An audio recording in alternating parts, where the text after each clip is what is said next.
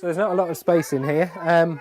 So this is a chest freezer, or it was a chest freezer, but we've converted it into a fridge. So the way that you do that, this little device that you see here is a thermostat. So it's telling us the temperature at the moment is 1.8 degrees at the bottom.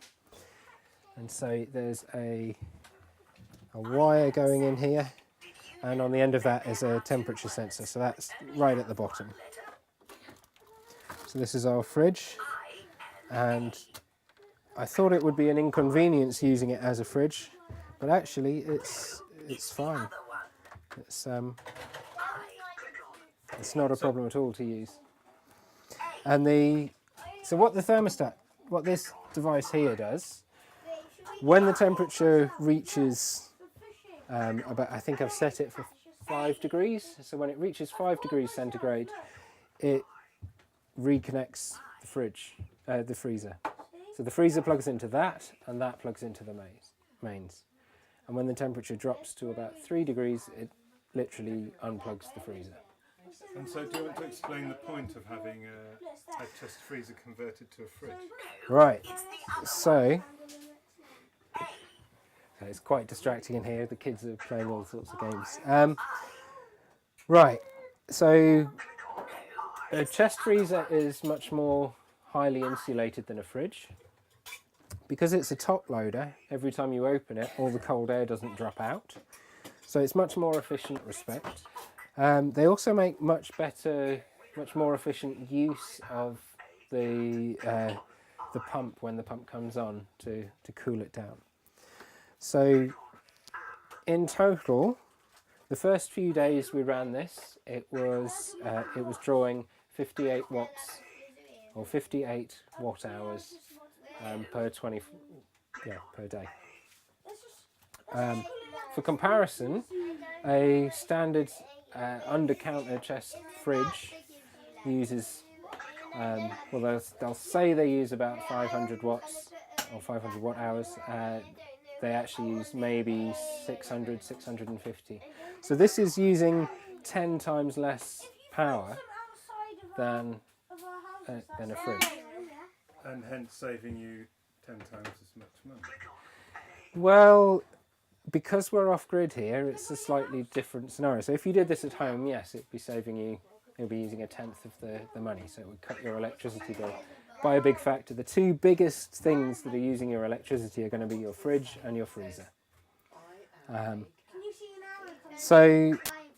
when you're off grid and you're relying on solar and you're storing the solar energy in batteries, you can spend a lot of money building a very big system, or you can try and reduce your consumption and make do with a smaller system. So it's two sides to the equation. You've got to generate power, but you've also got to find ways to use less power. So at the moment, we run computers, the fridge. We have a big chest freezer because we have livestock here, and when the livestock gets slaughtered and we're selling that, we have a big chest freezer of meat. When it's important that stays frozen. We have TV, phones, chargers, all of that kind of stuff, a stereo, and we consume around 1.2 kilowatts a day. Now, our house that we lived in before we came here was consuming somewhere around 10 or 11 kilowatts per day, and that's fairly normal. So we're using 10 times less. So part of it is things like this. Part of it is using LED light bulbs. Part of it is when you build something, you can build it with clever things in mind, whereas retrofitting an existing house can be harder to do. And just one more question then. How does that feel? Yeah, it's good. It's good. What is it that feels good? At least for electricity, from that side of things, we are self-sufficient. So if the grid goes down or the price of electricity goes up, it doesn't affect us. we're disconnected from the grid and self-sufficient in that regard. So you are the cause. You are, or rather, you take more responsibility.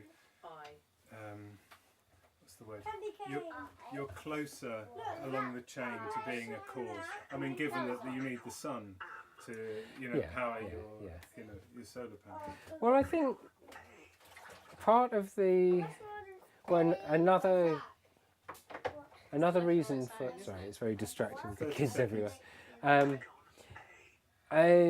Another reason why we want to become self-sufficient is society has just become all about consumption. As soon as you make something more efficient, that doesn't solve this problem at all. It just means that everyone switches to using that and demand goes up. So we're destroying the environment, we're destroying nature,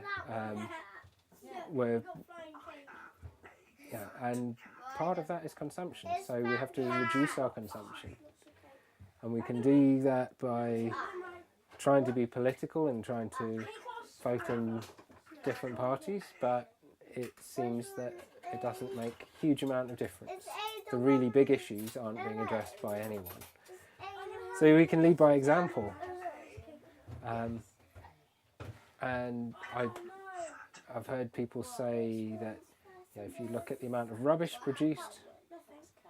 Oh, I think we're finished then. Brilliant.